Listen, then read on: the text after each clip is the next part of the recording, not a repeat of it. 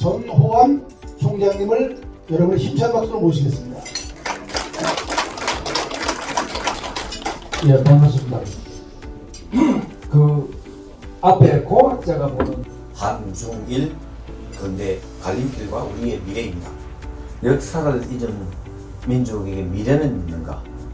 요즘 한중일 관계가 참으로 복잡합니다. 그렇죠? 19세기 서구 열강의 팽창, 침략 시기에 한중일 세 나라가 어떠한 길을 걸었는지 살펴보고 우리는 어떻게 미래로 가야 하는지를 생각해 보겠습니다.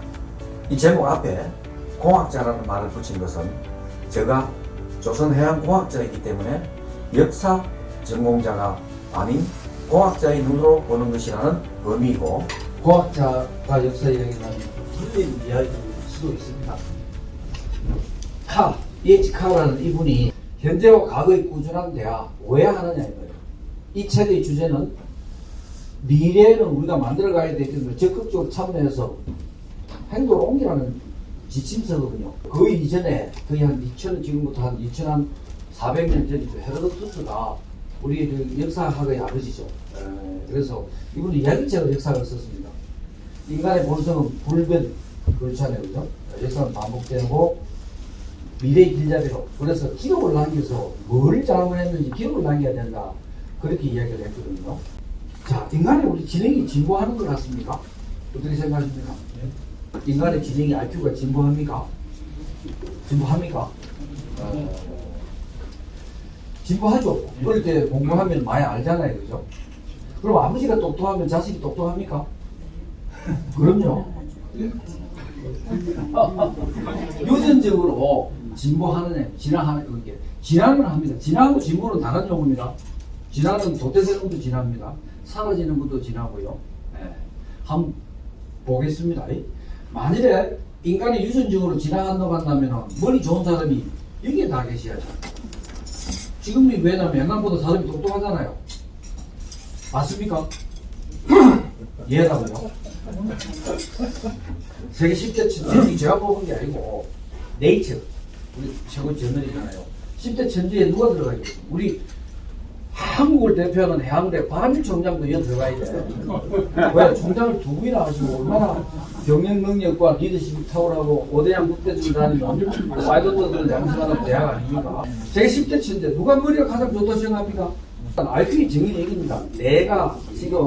내가 상상할 수 있는 능력입니다. 한계입니다. 그걸 어떻게 표현할 수 있는 거거든요. 그 사람이 어떤 일을 해내냐 가지고 평가하는 게 더 정확할 거라고요. 이 10대 천재 리스트에는 1등이 누구라고 생각하면 1등은 이 사람 딱 이야기하면 어느 누구도 이재명을 안 할걸요. 놀라지 마십시오. 누굴 것 같습니까? IQ 최고 좋은 사람. 부산대학교 총장입니까? 레오나르도 다빈치가 세계 1등이라는 이유가 없습니다. 레오나르도 다빈치 세계 1등. 그런데 왜 섹스피어냐? 이집트 피라미드를 만든 사람들이냐? 자, 여기 보시면 알렉산더 대왕은 2300년 전 이야기고요. 비비아스는 2500년 전 사람입니다. 이집트 피라미드를 만든 사람은 거의 4500년 전인데요. 자, 우리가 아는 사람은 뭡니까? 아인슈타인. 아인슈타인도 150년 전에 태어났습니다. 지금 동시대 사람 없잖아요. 뭐 아까 지나간다고 했으면 머리가 지나간다고 한다면 지금 사람이 다 똑똑해야 되잖아요. 아닙니다. 제가 증명을 두 가지만 딱 해드릴게요. 그걸 제가 그 증명하기 위해서 이집트 피라미드 보러 갔어요. 우리나라도 장문적으로 피라미드 보여요. 중국도 가도 피라미드가 150m짜리 있습니다. 남미에 가면 피라미드가 수천 개 있잖아요. 그런데 이 피라미드는 다릅니다. 정말로 이 피라미드는 그런 피라미드하고 수준이 다르다는 말입니다. 이 피라미드가 쿠프한 무덤인데 고연표 가보시면은 이 옛날에 사막이 있습니다. 여기 보면 박물관이 조그만 게 있습니다. 그 박물관 안에는 뭐가 있냐면은 이 배가 전시되어 있습니다. 태양의 배입니다. 솔로보트 태양의 배입니다. 이게 60년대 발굴이 됩니다. 바로 그 무덤 옆에 돌로 이렇게 쌓여져 있는 이 뚜껑을 여는 순간에 이렇게 누가 보더라도 배다. 이걸 조립해 놓은 게 그거란 말입니다. 길이가 43.5m입니다. 그럼 이 배는 그 당시 만드는 기술이 수준 맞죠? 이 배 만드는 기술 한번 보여주세요. 로프입니다. 4,500년에서 600년, 700년 전에 이 로프입니다. 지금하고 똑같습니다. 이 로프는 재질이 뭡니까? 파피루스죠. 배가 이렇게 되어 있습니다. 나무도 그 당시 못이 없었어요. 세계적으로 누구나가 자타가 공인하는 조선 설계학자란 말입니다. 지금 저한테는 44.5m 나무로 만들고 못 없이 사용하라면 이 이상 못 만든다 이 말입니다. 현대중공업에 세계에서 1등 만드는 조선 인력한테도 만들어도 이 이상 못 만들어요. 지금 배를 어떻게 만듭니까? 광철로 만들고 용접을 하잖아요. 현대중공업에 있는 사람들을 한 2만 명을 아프리카에 가져오고 배 만들어서 만들 수 있다고 생각하십니까? 못 만들죠. 삼성전자에 있는 휴대폰 만드는 사람을 아프리카에 가져오고 휴대폰 만들어라. 못 만듭니다. 그 사람이 머리 있는 게 아니라 이 말입니다. 지금 진보한 거는 인간의 두뇌가 진보한 게 아니고 문화가 진보했죠. 문화. 당시에 문명이 정동기, 석기, 그죠? 그 다음에 철기, 그 다음에 지금은 뭐 IT 시대에 살고 있다. 이 문명이 다르다. 문화가 다르다는 겁니다. 그 문화가 뭔지는 좀 이따 제가 이야기를 해드릴게요. 알렉산드리아 도서관입니다. 아마 유럽에 여행해 보시면은 아주 오래된 도서관에 가보시면 파피루스도 된 책을 보시면 놀랄 겁니다. 지금보다도 그 파피루스는 나무 가죽입니다. 우리 갈 때 있잖아요. 그죠? 거기에 써놓은 책, 아까 그 헤로도투스의 역사, 그 책도 파피루스 쓴 책입니다. 그거 보시면 놀랄 겁니다. 정말로 잘 쓰고 책처럼 정교하게 되어 있거든요. 그 책이 지금 몇 권이 있냐면 이 안에 60만 권이 있어요. 지금은 불이 타고 없어가 지금은 다르게 모양이 지어져 있습니다. 여기에 도서관장이 누구냐면 이 사람이에요. 천문학자고 그리스 수학자고 알렉산드리아로 가가지고 에라토스테네스입니다. 도서관장이 책을 읽다가 무슨 문장을 발견하냐면 시엔에 쓰이는 나일강이 남쪽이죠. 나일강은 뭐냐면 남에서 북으로 흐르잖아요. 그래서 가이로에서 쭉 배를 타고 올라가면 시에나라는 데가 나온단 말입니다. 거기에는 하지에서는 우물에 그림자가 안 생겨요. 그런데 카이로는 그림자가 생긴다는 말입니다. 지구 둘레를 계산합니다. 어떻게? 이거 우리 여러분들 다 계산할 수 있을 거예요. 머리만 조금만 굴린다고 한다면 어떻게 하느냐? 자, 이게 지구가 둥글다고 한다면 햇빛은 무한히 멀기 때문에 평행으로 갑니다. 맞죠? 평행으로 가면 지구가 두르고 있기 때문에 자, 이게 뭐냐면 막대기는 지구 중심에 있습니다. 그러면 이게 알렉산드리아에서 그림자를 재니까 7.2도예요. 그러면 이거 딱 중앙에 맞추면 이게 7.2도입니다. 그럼 7.2도에 해당되는 이 길이는 뭐냐면 여기까지 하회를 시켜서 잴 수 있겠죠. 걸음을 재든지. 재니까 그러면 7.2에 360도 곱하면은 이 길이가 나옵니다. 그러잖아요. 그죠? 계산행기 지금 거의 비슷해요. 4만 킬로. 오차가 있다 한다면 좀 경도 차이입니다. 그만큼 우리가 지혜롭다는 겁니다. 그런데 이런 이집트가 조금 전에 보셨죠. 그죠? 세계의 문명의 시발지입니다. 이 나라가 이래 돼 있다고요. 지금 제가 한 7, 8년 전에 이래 알렉산드리아 대학에서 강의를 할 때입니다. 근데 여기에 지금 이불 가지고 살아가는 사람이 거의 한 50% 돼요. 토요일은 역사에 이런 책이 너무 많기 때문에 안 읽으셔도 됩니다. 주제는 도전과 응전이죠. 도전에서 응전에 살아남은 문명은 살아남는다 이런 뜻입니다. 우리가 이야기하는 자연시대 적자 생존하고 완전히 같은 말은 아니지만 비슷한 논리일 수 있습니다. 인류는 문화에 의해 진화한다. 제가 한 말이 아닙니다. 우리 생명은 부모로부터 세포 하나를 닦고 정제 하나로 간단 말입니다. 난자 하나 받고 맞잖아요. 그 세포 하나입니다. 거기에 이제 난자 안에 들어가가지고 결국에 우리가 수십조 개의 세포로 성장해요. 또다시 죽자 내 아들한테는 또 하나밖에 안 남겨요. 그 안에 뭐로 가느냐면 DNA가 넘어갑니다. 근데 거기에 지식은 박히지 않아요. 그래서 그 DNA가 어떻게 쪼개지가 분야에 따라서 달라지고 돌연변이가 일어난다면 진화가 더 종이 진화가 되는 겁니다. 리처드 돈킨스 이 책도 읽어보셔야 되죠. 40년 전에 쓴 책인데 이 책의 문장 하나 글자 하나 안 바꾸고 지금도 그대로 나옵니다. 그만큼 완벽하게 썼다는 이야기입니다. 이 책의 핵심은 뭐냐면 다윈의 진화론의 신봉자인데, 다윈은 뭐냐면 사람이 진화하는 거는 개체지, 종이지, 종이라고 했습니다. 자연 선택이란 말입니다. 아까 얘기한 대로 뭐 한 60년, 100년 내에서 진화하는 게 아니고요. 아까 이야기한 대로 몇 억 년 돼야 됩니다. 수백만 년. 우리가 생명이 출현이 한 35억 년 된다 했잖아요. 우리 인간은 아까 얘기한 대로 호모 사피엔스 사피엔스가 20만 년입니다. 근데 그 앞에 종을 치면은 몇백만 년 되는 거죠. 그렇게 진화를 하면서 DNA, 부모로부터 DNA밖에 안 받아요. 그러면 내 자식은 내한테 유전자가 될 얼마만큼 내하고 닮을 확률이 있느냐 하면은 50%, 엄마한테 50% 받고 내한테 50% 받는 거예요. 그렇잖아요. 그리고 만약에 제 손자는 또 다른 여인한테 50% 받잖아요. 그러면 내한테는 뭐냐면 내 유전자 태어날 확률 4분의 25%밖에 안 남아있어요. 가장 근접한 게 25%고 엄마는 더 닮을 수도 있는 거예요. 생명은 뭐냐면 어떻게 진화해 갔냐면 자기 복제가 가능해야 됩니다. 자기 복제가 안 되면 살아남지 못하잖아요.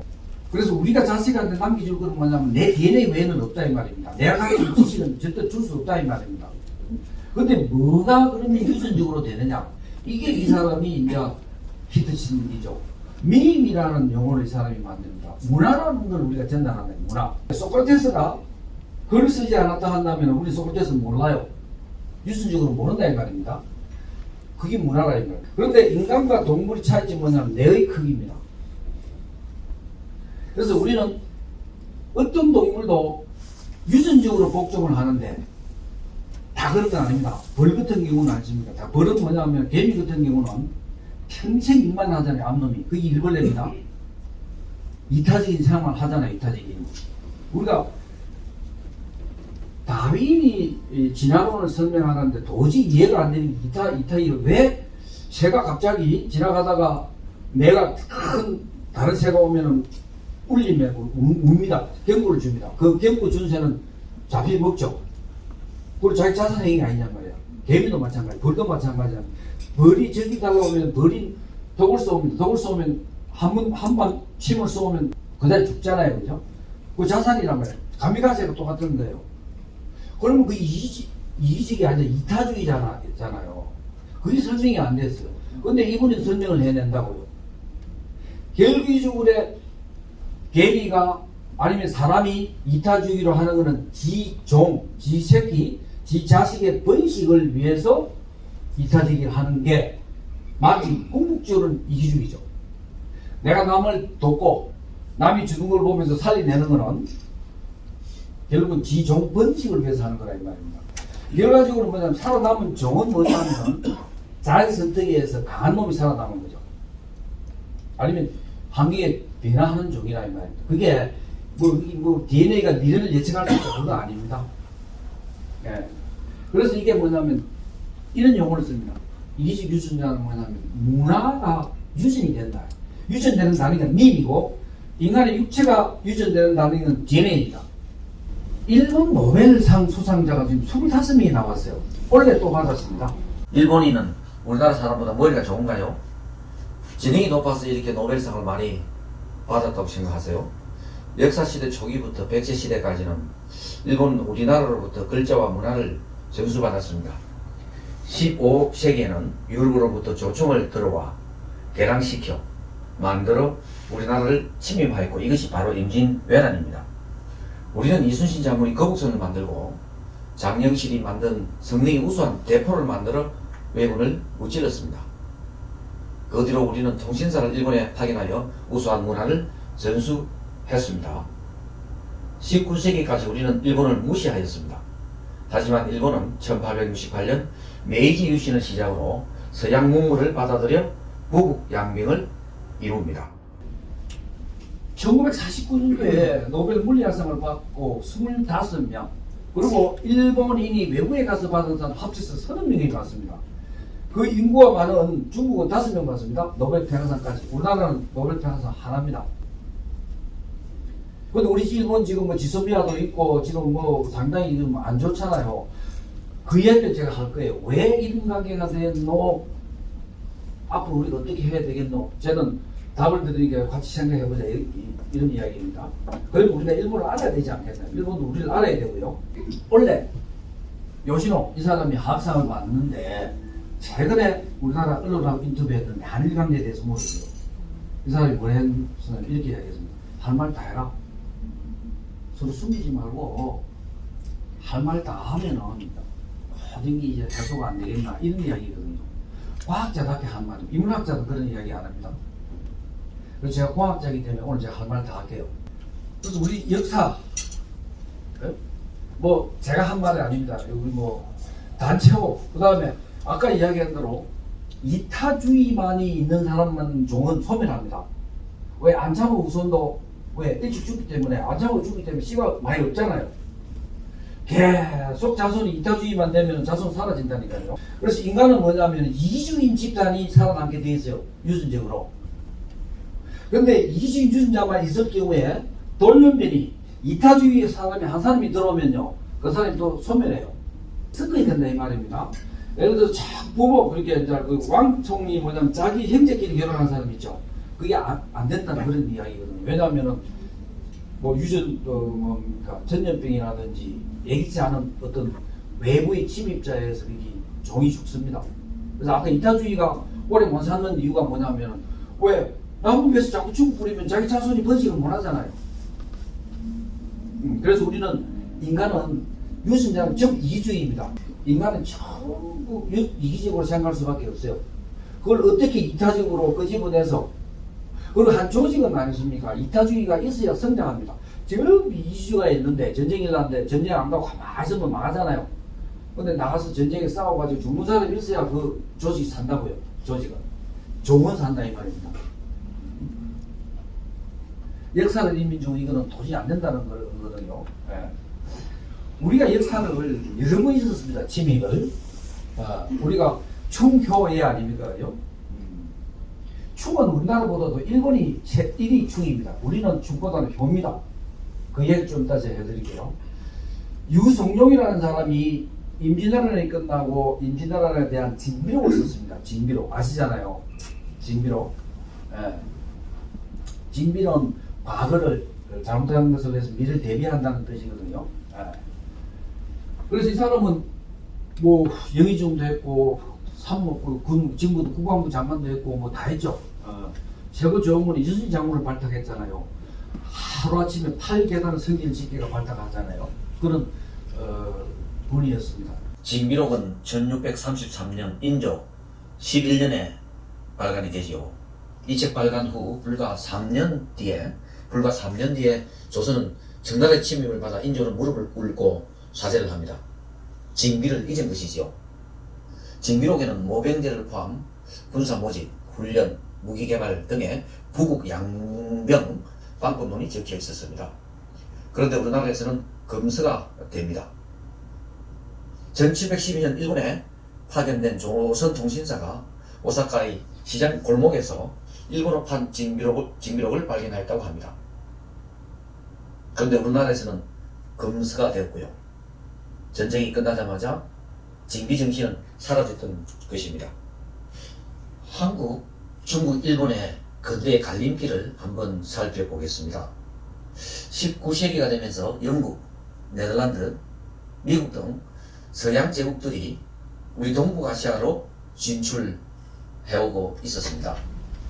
19세기 서구 여강이 침입해서 한국은 식민지로 되고 중국은 반식민지로 되고 일본은 근대화에 성공해서 세계를 상대로 청하고 싸워서 이기고 러시아하고 싸워서 이겼어. 그 다음 1차 세계대전, 2차 세계대전 세계를 상대로 물론 패했지만 먼저 붙었기 때문에 어떻게 단기간에 일어날 수 있었는가 이 말입니다. 이 책입니다. 결론은 이겁니다. 정보력을 부재다. 위기 인식 능력이 없다. 그리고 정보가 없으면 위기인지 위기 아닌지 모른다는 뜻입니다. 그 다음에 위기를 인식을 했더라도 버릴 것은 버리고 바꿀 것은 바꿔야 된다. 선택을 해서 전략적 선택을 해야 된다 이 말입니다. 그리고 행동으로 옮겨야 되겠죠. 이게 달랐다는 겁니다. 이들 세 나라의 정보력의 차이 그리고 위기인식의 차이가 운명을 바꾼 것입니다. 정보력의 중요성은 아무리 강조해도 지나침이 없습니다. 우리 이순신 장군은 외적의 정보를 바탕으로 23성을 거두지 않았습니까? 명량정부에서는 13척의 배로 300척을 무찌르는 있을 수 없는 역사를 만들었습니다. 정보를 바탕으로 길목을 지키는 전략을 선택한 것이지요. 동아시아 근대여행의 세 갈래, 이 책은 10년 전인 2009년에 출간되었습니다. 세계적 베스트셀러인 총균세의 저자 제레드 다이아몬드 교수, UCLA 교수이지요. 2019년 올해 대변동이라는 책을 출간했습니다. 7개의 국가가 위기를 인식하고 전략적 선택을 통해 이러한 위기를 극복한 내용입니다. 오래전에 발표된 총균세는 문명의 발전이 지정학적 요소와 기후에 의해 크게 영향을 받는다는 빅히스토리 책이며 반드시 여러분 읽어보시기를 강추해드립니다. 대변동 책의 요지는 무엇을 선택하고 어떻게 변화할 것인가입니다. 위기 선택 변화가 이 책의 세계 키워드입니다. 동아시아 세계 국가, 즉 한국, 일본, 중국의 근대사의 갈림길도 이 세계 키워드가 중요한 요소였고 세 나라의 운명을 갈랐던 것입니다. 이제 한중일 근대사를 조금 살펴보겠습니다. 당시 세 나라는 어떠한 위기가 왔고 어떠한 전략적 선택을 하면서 행동과 변화를 옮겼는지 보겠습니다. 19세기 중반부터 20세기 중반까지 한중일 근대사 연표입니다. 다 살펴보지는 않겠고요. 서양 국가는 당시 19세기 초부터 산업혁명을 성공시키면서 막강한 화력을 갖춘 군함을 건조하여 해안을 지휘하면서 식민지를 건설해 나갔습니다. 1840년 영국과 중국의 아펜 전쟁이 발발합니다. 세계 전쟁사에서 이해가 안 되는 전쟁입니다. 영국은 중국으로부터 차를 수입하면서 무역 불균형이 발생하면서 영국의 재화인 은이 중국으로 유출됩니다. 그런데 중국은 영국으로부터 수입할 게 당시에 없었어요. 모두가 자급자족이 되었으니까요. 그래서 인도에 아편을 중국에 팔기 시작합니다. 영국이 인도로부터 아편을 사서 중국에 고가로 팔기 시작했죠. 그런데 중국이 아편 수입을 막기 시작했습니다. 만약에 아편을 사라고 일으킨 전쟁입니다. 이 전쟁으로 승리한 영국은 홍콩 땅의 일부를 영국 땅으로 편입시키죠. 2차 아편 전쟁으로 영국은 현재 홍콩 땅 대부분을 영국령으로 만듭니다.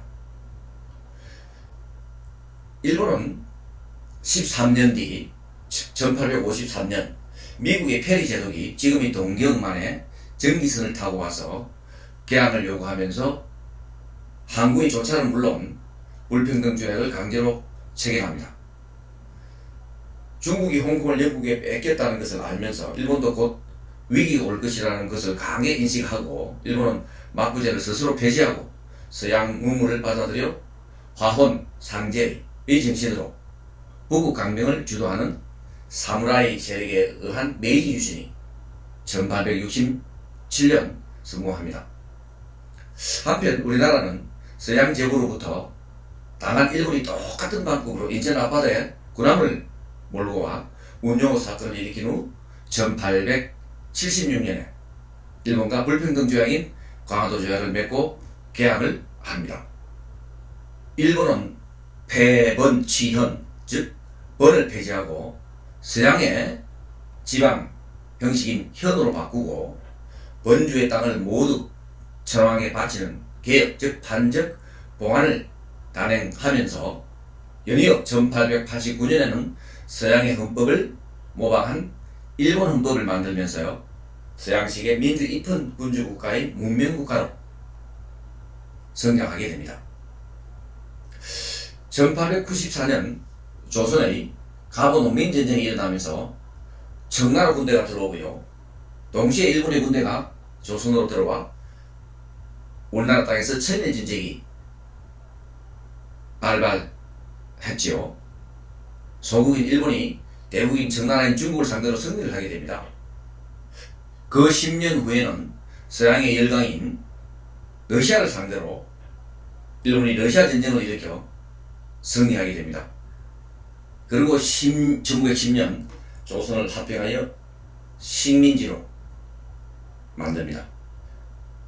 1914년에는 잘 알다시피 1차 세계대전이 발발하면서 일본이 참여하여 성전국이 되고, 연이어 2차 세계대전에 참여하면서 전 세계를 상대로 전쟁을 치르는 막강한 제국국가를 구축하였습니다.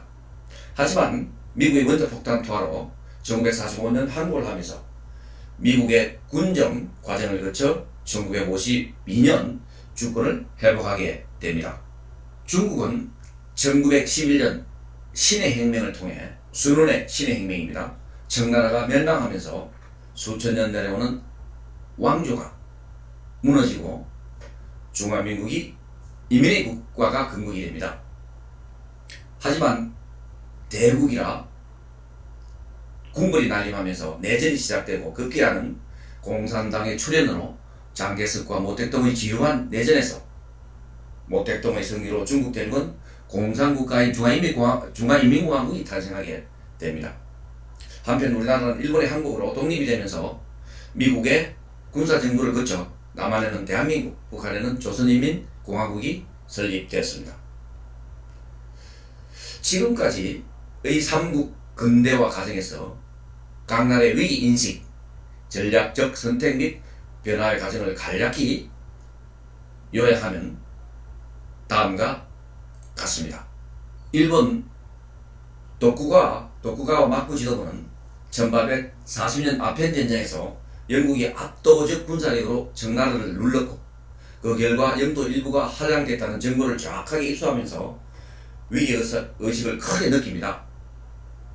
따라서 마쿠는 서양 선박에 대한 적대 정책을 철회하고 서양식 총 도입과 전기선 수입 등 계획에 착수하면서 메이지 유신을 통해 비교적 일찍 새로운 정권과 천황제 근대국가를 수립하면서 이 근대국가가 근대화 과정을 강력하게 주도하였습니다. 이 자세한 내용은 함동주의 저서인 천황제 근대국가의 탄생을 권합니다. 메이지 유신에 대해서는 뒤에서 조금 더 설명하겠습니다. 조선 정부는 당시 아편 전쟁에 지속적으로 관심을 갖고 정보를 수집했으나 영국의 압도적 우위와 정의 패전 사실이 정확하게 전달받지 못하였다고 합니다. 또한 정보의 자의적 해석과 낙관론으로 위기의식을 크게 못 느꼈다고 하지요. 근대화 식민의 서곡 김동로의 책을 추진해 드립니다. 이러한 사실은 일본의 역사학자이면서 소설가인 진순신 청일전쟁 후제는 강은 흐르지 않고의 책에 잘 나타나 있습니다. 외부인의 눈에 비친 우리나라의 서글픈 근대 역사 소설이지만 사실 소설이 아닌 사실을 기록한 역사책이라고 볼 수 있습니다. 그 내용 중 이러한 부분이 있습니다. 저자는 김옥균이 갑신정변이 실패한 뒤 일본에 건너와서 이토 히로부미나 이홍장을 만나려고 불철주야 돌아다닐 것이 아니라 조선에 있을 때 전봉준을 먼저 찾아갔어야 했다고 생각한다. 의미 있는 말이지 않습니까? 혁명이나 혁신은 확고한 정체성을 가진 집단 세력이 있어야 가능합니다. 정체성은 시대 상황에 맞는 이념이면서 백성을 잘 살게 하려는 현실지고 아주 구체적인 방법이 담겨 있어야 하죠. 동학혁명의 지도자 전봉준은 지지 세력은 갖고 있었죠. 하지만 서양을 배척하려는 당시 세계 정세에 맞지 않는 가치관과 정체성을 가지고 있었고, 한편 김옥균 등 개파는 개혁의 정체성, 당위성이나 방향성은 가지고 있었지만 지지 세력이 없었다는 것입니다. 그러니 행동으로 옮길 수 없고 정변은 실패할 수밖에 없었습니다. 한편 청나라 조정은 아편 전쟁으로 영토를 할양하고 영사재판권과 관세 자주권을 내주는 불평등 조약을 체결하면서도 전쟁의 패배를 심각한 위기로 인식하지 못했습니다. 한 대국의식을 갖고 있었다는 거죠. 정보가 없어서라기보다는 정보를 수집하고 분석하려는 태도가 사회지배층에게 없었다고 합니다.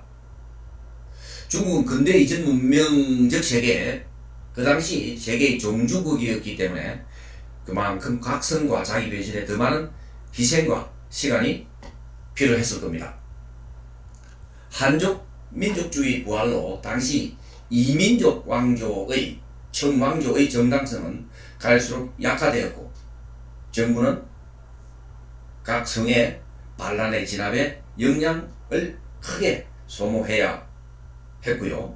내부 통치를 공고히 하기 위해 외부 열강에 타협지길 수밖에 없었다고 합니다. 문명제국에서 국민국가로 강진하 저서를 추천해드립니다. 다음은 일본의 메이지 유신에 대해서 조금 설명해 드리겠습니다. 앞에서 근대사 옆에서 제가 말씀드린 바대로 메이지 유신은 1868년 천황파가 막부 체제를 무너뜨리고 왕정 복구를 이룩한 변혁 과정입니다.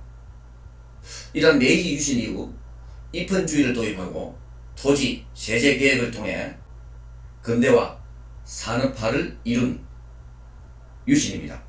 그러나 이 유신을 통해 뿌려진 군국주의의 씨앗은 식민지배와 침략전쟁이라는 결과물로 이어진 것은 안타까운 역사 사실입니다. 그럼 메이지 유신은 어떻게 성공했는가? 박훈의 저서인 이 책을 요약해 드리도록 하겠습니다. 정류재난이 끝난 직후 도요토미 체제가 무너지고 도쿠가와 막부 체제가 들어서면서 메이지 유신이 일어나기까지 약 260여 년 동안 일본 땅에는 전쟁이 없었습니다. 사공 농상의 세습 카스트 신분 체제는 그대로 유지되었고요. 전쟁이 없으니 사무라이들이 공부를 하게 되고 이 칼찬 사대부들이 등장하면서 사무라이들이 정치 세력이 되면서 서양 문물의 도입과 함께 계획을 요구하는 집단 세력으로 의해 도쿠가와 체제가 동료가 되기 시작합니다. 당시 사무라이는 농민들이라든지 하위층 사람들의 백민들의 세금으로 먹고 살았습니다. 과도한 세금으로 인해 약 260개의 번의 경제는 바닥이 나기 시작했습니다. 그 당시에 번의 상황을 소설로 나타낸 불시, 동원, 휴유지 책을 읽기를 권해드립니다. 이 책은 250여 년 전 파탄 직전의 요네자와 번을 살리는 지도자인 번주, 우에스키, 요잔의 실화 소설이자 개혁 보고서라고 해도 과언이 아닙니다. 요네자와 지방의 번주로 1767년 17세의 나이로 취임하면서 그동안의 관행을 뒤엎는 정치 개혁을 단행해 파탄 증인에 이르렀던 요네자와 번을 에도 막군의 최고의 번으로 탈바꿈시킨 이야기입니다. 사무라이들의 칼을 내려놓고 공부를 시키고 누에를 치게 하고 이근을 기르게 하고 농사를 짓게 하는 사무라이들의 정신 변화를 유도합니다. 물론 변화에 대한 저항 세력도 만만치 않았습니다. 미국 케네디 대통령이 가장 존경하는 인물이었다고 하고요. 우리나라 김영삼 대통령께서 애도하여 청와대 참모들께 읽기를 추천하였다고 합니다. 읽어보시기를 추천드립니다. 앞에서 살펴본 바와 같이 19세기에는 내후 외환의 시기였습니다. 청나라에는 아편전쟁이 발생하면서 서양선의 침입으로 강렬하고도 가장된 위기감을 느낍니다. 위기를 타파하기 위한 적극적인 체제 변혁을 추진하면서 반독립적인 번들의 경쟁이 치열해지면서 이전의 사치, 체면의 경쟁이 아닌 생존을 위한 부국강병의 경쟁을 통해서 개혁이 경쟁적으로 일어나기 시작합니다. 메이지 유신이 주역이 되는 사스마, 조수, 도사 등 서남 쪽에 있는 큰 번들의 정치적, 경제적 위상이 높아졌습니다. 드디어 1867년 겨울 이란 웅문 세력인 막부 세력이 쿠데타가 발생하고요. 이 쿠데타를 통해서 선제적 개혁을 통해 여전히 강력한 힘을 유지한 막부 세력이 있었음에도 불구하고 반막부 세력에 저항하지 않고 스스로를 해체하는 길을 선택합니다. 메이지 유신으로 가는 길 큰 부담을 남기지 않은, 이해가 가지 않는, 저희들로 봐서는 이해가 가지 않는 사무라이에 의한 사무라이 자살이 메이지 유신을 한마디로 요약할 수 있습니다. 즉 사무라이들이 스스로 칼을 내려놓고 모든 권력과 재산을 처량하게 반납하는 그런 변화 과정입니다. 이러한 메이지 유신의 교훈을 다음으로 정리할 수 있겠습니다. 일본의 주체성을 유지하면서도 즉시 곧바로 과감하게 외부 충격을 받아들였습니다. 일본의 메이지 유신은 계급혁명, 프랑스 혁명, 러시아 혁명과는 달랐습니다. 모두 엘리트 집단을 축출하는 두 혁명이겠죠. 프랑스 혁명은 20만 명 이상이 죽었다 하고요. 러시아 혁명은 몇십만 명이 지금 죽었는지 모릅니다. 즉 메이지 유신은 주로 구지배층 일부의 자기 혁신에 의한 것이고요. 구지배층이 주도하고 구체제의 흔적을 남기면서도 불필요한 파괴와 희생을 제소하면서 질서 있고 효율적인 변혁을 수행했다는 면에서 세계사회에서도 유례가 없는 유신이면서 혁명이었습니다. 메이지 유신의 정체성을 제공한 사람은 후쿠자와 유키치입니다. 타라이쿠 즉 일본은 아시아를 벗어나서 서양 세계로 들어가야 된다 하는 이념입니다. 하지만 이것이 대동아 공영으로 이어지고 궁극적으로는 제국주의로 변화되어가는 이념을 제공하면서 세계를 상대로 전쟁을 하게 되고 또 주변 국가의 많은 사람들을 희생을 시키는 결과를 초래했다고 봅니다. 이제 우리가 일본이라는 나라에 대해서 그리고 일본이라는 문화를 조금 이해할 필요가 있을 것 같습니다. 이 국화 콸은 루스 베네딕트라는 문화인류학자가 1946년 출간한 책입니다. 이 루스 베네딕트는 1943년 6월 미국 전시정보국 해외정보부에서 문화기반 분석 책임자로 부임하면서 일본이 곧 패망할 것이라는 것을 미국 정부는 알고 이 루스 베네딕트에게 일본인의 행동과 심리분석 보고서를 작성케 합니다. 일본군은 왜 이렇게 전쟁에 대한 열의가 강할까? 종교로 일본을 그러면 어떻게 효과적으로 처리할까? 등에 대한 보고서입니다. 즉 서양인의 관점에서 보면은 전쟁 중 약 40%의 군사가 죽는다고 한다면 항복을 합니다. 그런데 일본인은 모든 군사가 다 죽을 때까지 항복을 하지 않고 끝까지 싸운다는 것이지요. 그래서 종전 후 일본을 어떻게 미국이 다스릴까에 대한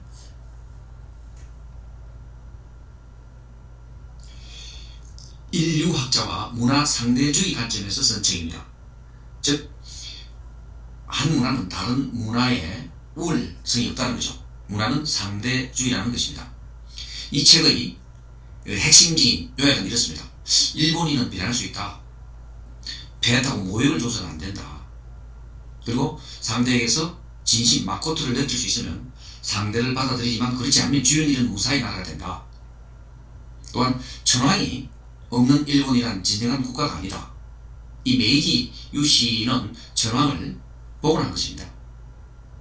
또한 천황의 명령이라면 무기가 없이도 싸울 것이고 천황이 명령한다면 내일이라도 무기를 버릴 것이다. 그래서 이 결론을 따라서 미국은 강력한 민주국가, 자유민주국가를 만들기 위해서 전황을 복원했다고 합니다.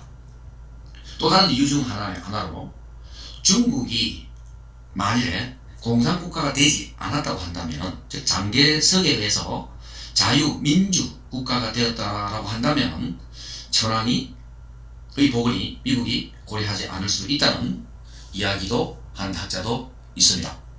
이러한 천황제의 복원은 그 이후 동북아 다른 국가에 대한 태도가 상당히 많이 달라지는 계기가 됩니다. 다음은 국화와 칼, 이 책에서 당시 일본 문화에 대한 미국인의 해석 중 제가 중요하다고 생각한 부분을 발췌한 것입니다. 물론 우리나라 사람이 공감하는 부분도 있을 수도 있고 없을 수도 있습니다. 여기서 국화는 일본 황실의 꽃입니다. 평화를 상징하죠. 칼은 항상 사무라이가 차고 다니는 무력을 의미합니다. 그래서 평화를 살아가면서 칼을 항상 차고 다니는 민족, 즉 일본 민족은 이율 배반적이라는 뜻을 가질 수도 있습니다. 여기서 보시면 미국인은 끊임없이 도전해오는 세계에 맞춰 조정하며 도전을 받아들일 준비를 하는 민족이다. 서양 민족이 그렇다는 것입니다. 반면에 일본인은 계획되고 정해진 생활 양식에서 안심을 얻으며 예견하지 못한 일에는 심각한 위협을 느낀다고 보았습니다. 그리고 각자 알맞은 위치 갖기를 일본인은 특성을 가지고 있다고 합니다. 일본은 전쟁을 계층제도의 관점에서 본다는 것이죠. 국내뿐만 아니라 국제사회에서도 국가는 저마다의 알맞은 위치를 가져야 한다는 겁니다. 즉 일본은 문명인이고 문명국가고 침략을 당하는 국가는 당연히 비문명 국가이기 때문에 침략을 당해도 된다는 것입니다. 즉 일본은 동양 국가에서 최초로 서양 헌법을 도입해서 문명 국가로 도약했다는 뜻이기도 합니다. 그리고 일본에는 사무라이입니다. 사농공사에 4가지 카스트가 있었으며 이 밖에 제도 밖으로 추방당한 전민계급이 있었습니다.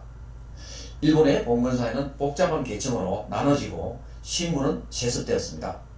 각 가정의 가장은 지위와 신분을 항상 문 앞에 제시함으로 해서 가문의 영광, 가문의 자부심을 느낀다고 합니다. 일본인은 다른 사람에게 도움을 받는 걸 절대로 싫어합니다. 이게 이제 역사적으로 그렇다는 겁니다. 메이지 유신 이전에 보십시오. 싸움이나 말다툼이 났을 때 불필요하게 참견하면 안 된다는 법이 있었어요. 왜 옆집에 싸우는데 네가 왜 가서 말해 그러거든요. 그 다음에 가면서 누가 도움 주는 걸 절대로 도움을 안 받아가잖아요. 싫어하잖아요. 그죠?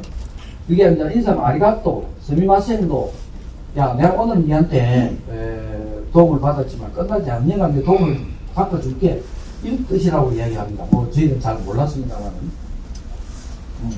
그래서 당신에게 내가 빚을 지으면 난 누감스럽다. 언젠가 내가 갚아줄게. 일본인은 의리만큼 쓰라린 것은 없다고 합니다. 의리는 의무와는 다른 것입니다. 일본 특유의 금주로서 의리를 고려하지 않으면 일본인의 행동 방식을 이해하는 것은 불가능하다고 합니다. 충주는 주군에 대한 의리였고, 즉 전황에 대한 의리였고, 모욕에 대한 복수는 자기 명예에 대한 의리였습니다. 복수는 다른 사람에게서 수치나 모욕이나 패배를 당했을 경우에는 바람직한 대응으로 일본인의 전통 속에서 높은 지위를 차지하고 있다고 합니다. 즉 모욕을 주는, 수치를 주는 주군에 대해서는 배신을 용인했다고 합니다. 또한 자살은 만일 적절한 방법으로 행해지면 자신의 오명을 싣고 죽은 후 평판을 회복하는 구실을 한다고 했습니다. 또한 일본인은 자기 욕망의 만족을 제약이라고 생각하지 않는다고 합니다. 가난한 육체의 쾌락을 즐기는 것은 죄가 아니다. 서양인이 생각하는 정신과 육체는 우주와 대립하는 2대 세력이라고 서양인은 생각하는데 일본인은 그렇게 생각하지 않는다고 합니다. 또한 패전 후의 일본에 대해서 일본이 평화국가로 출발하는 데 이용할 수 있는 참된 장점은 어떠한 행동 방침에 대해 실패로 끝났다고 인정한 뒤부터는 다른 방향을 향해 노력한다는 점이라고 합니다. 한 예로 2차 세계대전이 끝나는 8월 15일 전황이 항복을 선언한 바로 다음 날 미군이 한적한 시골길을 걸어도 어떠한 위협을 느끼지 못했다고 했습니다. 또한 천황제의 보존은 매우 중대한 의미가 있고 일본인의 결속을 유지하는 핵심 요소라고 보았습니다. 앞에서도 제가 언급을 해 드렸습니다.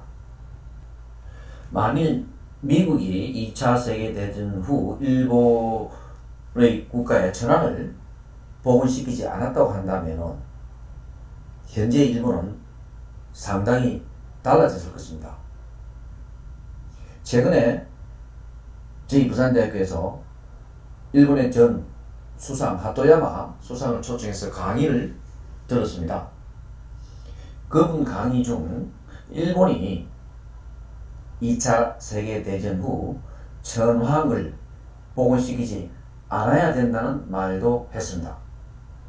최근에 하토야마 수상은 정계를 복귀하면서 공화당을 창당하면서 일본 천황제를 없애야 된다는 주장을 하고 있습니다.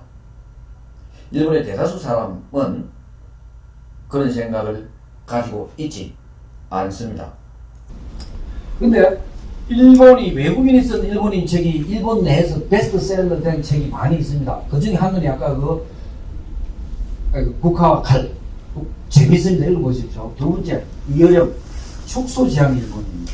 이 책이 1982년도에 이여령 같으면 우리나라에서 최고나라 성각이라고 생각됩니다. 아는 게 최고 아는 분이란 말입니다. 예. 이분이 이제 축소지향 일본인. 축소가 말은 좀 안 좋잖아요. 일본이 성공한 거는 그렇죠. 예를 들면 라디오는 서양에서 먼저 만들었습니다. 그런데 트랜지스터는 어디서 만들죠? 라디오를 조그맣게 들고 다닐 수 있게 하는 게 일본이란 말입니다. 그래서 일본은 이름도 작고 모든 게 작다는 거죠. 그래서 이 축소라는 말은 좀 깔보는 말인 것 같거든요. 제 느낌입니다. 그런데 이제 국중호라는 요코하마 시립대학 교수인데 한국인입니다. 근데 거기서 이제 그 교수가 돼가지고 일본인이죠. 일본 뭐 국적을 시민권을 가진지 국적을 가진지 모르겠지만 한 40년 거기서 살았다 하니 책이 적어 나온 책입니다. 흐름의 한국, 축적 일본. 이게 뭐냐면 한국은 흐름, 흘러고 일본은 축적. 자, 이게 세 단어로 요약을 합니다. 그 다음에 우리는 디지털, 소니, 아날로그에서 우리가 삼성전자 디지털로 우리가 세계를 지배했잖아요. 그죠? 아날로그. 그 다음에 한국은 넓고 약해. 그 다음에 일본은 깊고 좁게. 이게 노벨상을 많이 받게 하는 거죠. 우리나라의 국민 성으로 일반화되는 넓고 약해. 학문적인 성향도 그런 것 같습니다. 대학의 교수들이 많은 것을 공부하고 약해. 하지만 일본 학자들은 깊고 좁게 한 가지 한 우물을 파는 습성이 있다고 합니다. 이것이 아마 일본이 노벨상을 많이 받을 수 있는 문화적 요소가 아닌가 생각을 해봅니다. 하지만 일본은 서양 학문을 받아들인 시기가 저희들보다 몇십 년 앞섭니다. 저희들도 이제 조만간 노벨상이 나오겠지만 넓고 얕게 보는 학문의 습성은 지양해야 되지 않나 그런 생각을 해봅니다. 국중호 교수가 흐름의 한국, 축중의 일본에서 결론을 이렇습니다. 즉 일본의 장점과 한국의 장점을 합치자는 것이죠. 넓고 깊게 추구하고 디지털과 아날로그의 조화 그리고 흐름과 축적의 속성을 겸비해서 나아가자는 것입니다. 그럼 역사부터 우리 뭘 배울 거냐? 자, 동아시아에서 가장 먼저 북극 강빙을 달성한 일본이 침략 정책으로 자멸했다고 이야기합니다. 이 책에서는. 그러나 오뚜기처럼 다시 일어나면서 한때는 세계 제2의 경제 대국으로 성장했지요. 그리고 한 20년의 경제 침체기를 거치면서 아베 내각이 들어서면서 경제가 다시 살아나고 다시 민족주의, 제국주의로 가려고 하는 움직임이 있습니다. 우리나라는 독립 분단 국가와 그리고 내전을 경험했지만 세계 역사상 가장 빠른 경제 도약을 이룬 국가입니다. 하지만 최근 글로벌 경제의 어려움과 다시 민족주의 부활로 무역을 하면서 성장하는 우리나라의 경제가 큰 위협을 받고 있습니다.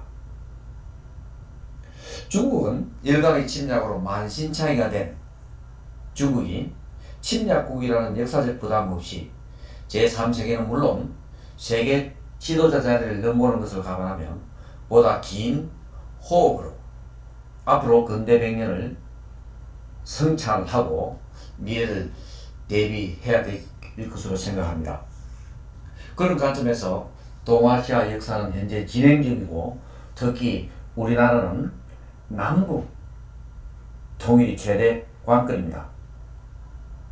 일본 강점기의 역사를 공유하고 있는 남북한 독립운동자들의 역사 재평가 문제도 최근 논란이 되고 있는 현실입니다. 또 일본과 한국과의 관계, 일본의 진정한 사과를 바라면서 한국은 최근 무역 분쟁, 지소미아 관계 등으로 갈등을 빚고 있습니다. 또한 미국과 중국, 또 미중일의 관계, 동아시아 역사는 앞으로 우리가 어떻게 하느냐에 따라서 미래의 역사는 우리가 어떻게 하느냐에 따라서 달라질 수 있다고 생각합니다. 한중일 역사 문제에 대해서는 최근 앞에서도 이야기한 제러드 다이몬드가 최근 발표한 대변동이라는 책에서 솔직한 의견을 주었습니다. 일본이 해결해야 할 과제, 일본이 미래를 위해서 나아가야 될 과제는 주변국가의 진정성 있는 사과를 하라는 것입니다. 이 대변동 책은 7개 국가가 과거의 위기에서 전략적 선택을 통해 어떻게 변화를 하면서 극복한 사례를 서술한 책이라고 제가 말씀드렸습니다. 일본이 해결해야 할 과제 중에 첫 번째, 정성 있는 사과를 하라는 겁니다. 독일이 했듯이. 독일은 어땠습니까? 이게 바르사바 브란드가 가지고 무릎을 꿇어 앉았습니다. 그렇잖아요, 그죠? 히틀러 때문에. 그리고 최근에 예루살렘 방문해가지고 이런 말까지 했습니다. 우리는 무한한 책임이 있다, 이거 아닙니까? 무한한 책임이 있다.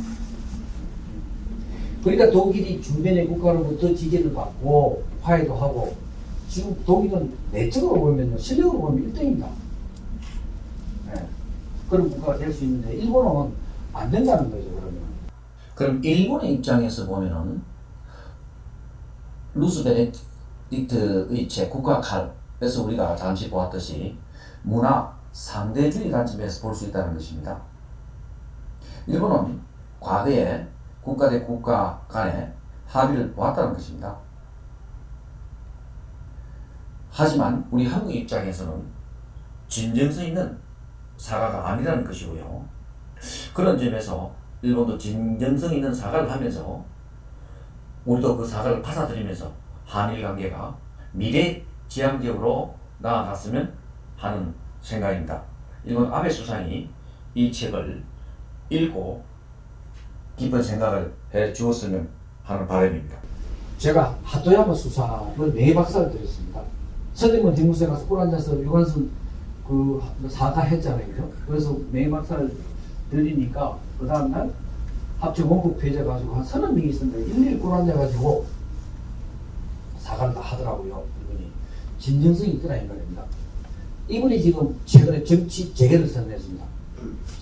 얼마 전에 부산대에 와서 특검을 했죠. 무슨 내용이, 정치 당일이 뭔지 아십니까? 공화당입니다. 왕을 없애자. 대단한 사람 아닙니까? 공화당이란 민주공화국가로 가자는 것입니다. 즉 전왕을 없애자는 것입니다. 왕이 있으면 일본이 또 군국주의나 혹은 제국주의로 갈 수 있다는 위험이 있다는 것이죠. 일본 국민들에게는 지지를 받지 못하겠지만은 이러한 의견도 일본에 있다는 걸 우리도 알아야 되겠고, 일본 내에서도 주변 국가가 어떻게 일본에 대해서 생각하는지 깊이 있는 성찰이 필요한 시기가 아닌가 생각합니다. 자, 결론으로 들어갈게요. 아까 대변동 제드 다이몬드 책이 7개 국가를 어떻게 변화, 그 다음에 지금까지 잘 적응해 왔냐 12가지를 분석합니다. 12가지 요인을 해요. 그 12가지 요인 중에서 제가 필요한 요인을 우리나라에 5개만 제가 끄집어 왔습니다. 첫 번째, 위기로 인식해라 이 말입니다. 근데 대개가 위기로 인식을 안 하죠. 근데 자, 위기가 없으면 국가도 안 변하고 개인도 안 변합니까? 이제 이게 뭐냐면 개인이 어떻게 성공 스토리가 됐나 하고 국가가 성공한 국가하고 비슷해요. 심리적 요인들이. 하지만 국가는 리더십이 필요하고요. 개인은 지원자이기 때문에 자기 자신의 어떤 수양 이런 게 필요한 거고. 하지만 근본적인 건 뭐냐면 국가나 개인이나 위기라는 걸 인식할 때만이 변하기 시작합니다. 자, 일본이 아편 전쟁을 깨닫고 와 우리나라가 언젠가는 나라가 뺏기겠나 하면서 메이지 유신을 성공적으로 이끌었잖아요. 메이지 유신 성공 스토리를 그쪽에 자세히 나옵니다. 그 다음에 이건 내 잘못이다 인정하는 말입니다. 너무 잘못이다 이야기하지 말아요. 책임을 국가든 내든 내 책임이다 이렇게 인식을 할 때만이 된다는 거거든요. 세 번째, 그 다음에 내 역량이 얼마나 되는데 우리 국가는 얼마만큼 되는데 뭐를 할 수 있고 뭐를 못할 수 있고 정확한 자기 평가를 해라 이 말입니다. 그 다음에 우리나라 과거의 역사에 어떤 일이 있었고 다른 나라는 어떤 일이 있을 때 이렇게 당했고 그 역사에 교훈이 많이 있지 않나 이 말이야. 그 위기 몇분이 어떠냐 그것도 한번 조사 알아라 이 말이야. 그 다음에 내가 아무리 발굴지도요 지정학적으로 이거는 안 되는 건 안 되는 겁니다. 우리는 석유하고 한 방울 안 나고요. 뭐 가진 거 있습니까? 핀란드가 아니십니까? 1939년 러시아로부터 침공을 받습니다. 바로 레닌그라드 옆에 있는 아닙니까? 그 인구 한 5분의 1 죽습니다. 결국은 민주주의를 포기하고 러시아하고 합니다. 그런 선택을 갔기 때문에 지금 왔잖아요. 그러면 러시아하고 뭐 후르쇼프, 스탈린까지 엄청난 신뢰를 쌓으면서 결국은 핀란드가 나토에 들어오고 이시에 들어오잖아요. 그것까지도 끌어내는 그런 전략을 갖다 이 말입니다. 그럼 우리는 미국, 중국, 러시아, 일본, 북한, 한국 속에서 어떤 선택을 전략적 얼마를 버리고 어느 걸 가야 될까 쉽지 않잖아요. 그죠? 그래서 우리의 위기는 뭐고 우리의 자원의 한계는 뭐고 능력은 뭐냐 이 말이에요. 그래서 경제 한번 봅시다. 지금 뭐 경제가 지금 엉망이가 샀고 또 잘 가고 있다 샀는데 다른 거죠. 근데 이제 우리 체감하는 경기는 작잖아요. 근데 최근에 지지난입니다. 경제 매개체 세계적인 블룸버그에서 BTS가 세계적으로 지금 매진하는 거 알고 계시죠? BTS. 근데 우리나라는 왜 핵심을 못하냐고. 뭐 보고 이야기하는 타다 이야기입니다. 타다. 전 세계에 지금 뭐냐면 공유 혁신, 공유 플랫폼 회사가 예를 들어 구글이라든지 그 다음에 아마존, 페이스북, 카카오 이게 지금 플랫폼이잖아요. 자기들이 뭐 우버가 택시 하나 안 가지고 있잖아요. 그죠? 전부 너무 택시를 이용해가지고 플랫폼을 이용하는 건데 우버가 작동이 안 한다는 우리나라입니다. 인구 절벽 수도권 집중화 이거 좀 이따 이야기하고요. 자, 우리나라 인구 50% 수도권에 있습니다. 그리고 경제 집중도는 82%입니다. 세계 어느 나라 그런 나라가 있습니까? 미국이 그렇습니까? 독일이 그렇습니까? 영국이 그렇습니까? 독일은 또 베를린 인구 300만 밖에 안 돼요. 좋은 대학은 지금 지방에 다 있어요. 미국에 가보시면 워싱턴 DC에 좋은 대학 있습니까? 조지 워싱턴 대학이 있네요. 거기 뭐 세계 100등이도 못 들어가잖아요. 하버드, 스탠퍼드, 버클리 전부 다른 데 있잖아요. 일본도 마찬가지로 도쿄 대학보다 노벨상은 어디가 많이 나옵니까? 교토 대학이 많잖아요. 심장만 튼튼하다고 해서 아닙니까? 건강한 건 아닙니다. 우리가 여기가 안 좋으면 건강할 수가 없고, 이 나라가 수도권만 돌아가면요, 경상병이 너무나 많이 들어갑니다. 이 국가 균형 발전이 돼야 된다는 소리거든요. 이게 작동이 안 됩니다. 정치는 뭐 이야기 안 할게요. 외교는 이 미일 정부 지소미아, 그 다음에 우리가 뭐 지금 미국이 갑자기 국방비를 5배 더 달라 그래요. 우리가 생각해 볼 때 참 뭐 기가 찰 수도 있고, 미국 입장에서 보면은 이 책에도 이래 해놨습니다. 제도 다이본드도 한국 국방비 더 내야 되는 이야기를 합니다. 왜 미국이 남은 나라 국방까지 책임지냐는 말입니다. 그러나 미국은 막강한 경제력을 가지고 지금까지 자유민주국가의 큰 형님 역할을 해왔습니다. 세계 평화를 위해 공산국가의 침략에 강력히 맞서오면서 자유와 정의를 위해 군사력을 유지해왔고, 이것이 오늘날의 강력한 미국이 경제대국이 되는 데 일조를 한 것이 사실입니다. 뛰어난 인재와 과학자들이 안정되고 부강한 미국으로 이민을 가서 미국의 과학, 기술, 경제력의 힘이 더 커졌다는 것입니다. 만일에 중동이나 아시아 국가가 공산화 된다고 할 경우, 이들 국가가 불안해질 경우, 즉 테러의 위험성이 더 커질 수 있으며 오히려 이것이 미국의 국익에 손해가 될 수 있다는 것입니다. 즉 제수의 딜레마와 같은 게임입니다. 단기간에는 미국이 이익을 볼 수 있겠지만 장기적으로 모두에게, 특히 미국에게 큰 손해가 된다는 말입니다. 자, 우리가 미래를 예측을 하는데요, 가장 정확한 데이터는 지금 인구를 보면요, 아닙니다. 왜 데이터를 가지고 기업을 경영을 하고 국가를 경영해야지 감으로 잘 될 거야, 이렇게 하면 안 된다 이 말입니다. 지금 인구를 보면요, 딱 미래가 보입니다. 미래가 정해져 있다는 말입니다. 왜? 사회, 경제, 정책, 정치 이런 건 좀 인구가 이야기해 주지 않습니까? 그래서 오늘 제가 인구만 가지고 제가 이야기를 하고 결론을 맺을게요. 인구 분포를 보면 국가의 미래가, 다른 것도 예측하죠. 경제 지표로 예측하지만 이게 더 정확하다 이런 뜻입니다. 인구 공부해가지고 서울대 교수 된 분이 정영태 교수입니다. 정해진 미래라는 책을 최근에 책을 하나 냈습니다. 이분이 지금 예상한 미래, 한국의 미래 연봉. 이 책이 뭐 자기가 낸 건데, 일본에도 미래 연표가 있고, 미국도 미래 연표, 이런 책이 있습니다. 미래학자들이 쓰는 책이. 20년에 출생한 수가 30만 명이라고 했거든요. 이 사람이 왜 9시 뉴스에 인터뷰를 하고 뉴스에 자주 나오느냐면, 우리나라 통계 지표를 그 당시 엉터리란 말입니다. 근데 이 사람이 우리나라 인구를 정확하게 때렸거든요. 대학 10개 중 7개가 곧 망한다 그랬어요. 저도 그렇게 이야기하거든요. 근데 지금 2020년 출생한 수 30만 명이라고 그러는데, 원래 우리 얼마 태어났는지 아십니까? 작년에 32만 명 태어났습니다. 인구 통계를 보면 미래 사업도 얘기를 할 수 있다고 합니다. 올해 이마트가 적자가 났다는 뉴스를 보았죠. 지방에 대형마트, 철수 도미노 현상이 일어나고요. 백화점도 사양산업이라고 합니다. 노인 인구가 많아짐으로 해서 장내 식장 사업은 번성할 것으로 보지만 그것도 일시적인 현상일 겁니다. 그만큼 인구 데이터가 미래, 사회, 경제, 문화를 예측할 수 있다는 얘기입니다. 조금 더 지표로 제가 말씀드릴게요. 1000명당 세계 평균은 19명을 낳습니다. 근데 이 아까 제드 다이몬드 이 책에 이런 한문 비교대를 알려서 미국이 13명 낳고요, 일본이 7명 낳습니다. 그래서 일본이 미래가 없다는 거거든요. 근데 우리나라는 작년에 6.3명 낳습니다. 1000명이 6명 낳았다니까요. 이게 뭘 의미합니까? 합계 출산을 한번 보면 세계 평균 2.5입니다. 여성 한 사람이, 남녀가 결혼해야 될 거 아닙니까?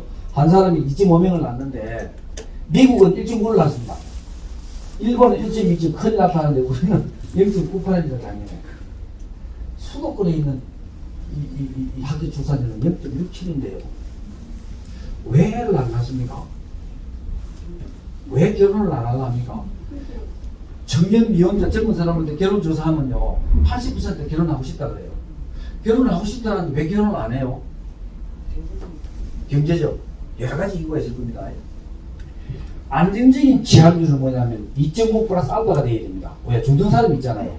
한 여자가 2명 나야, 그렇게 둘이 합쳐서 2명 나야 인구가 계속 유지될 거 아닙니까? 맞죠?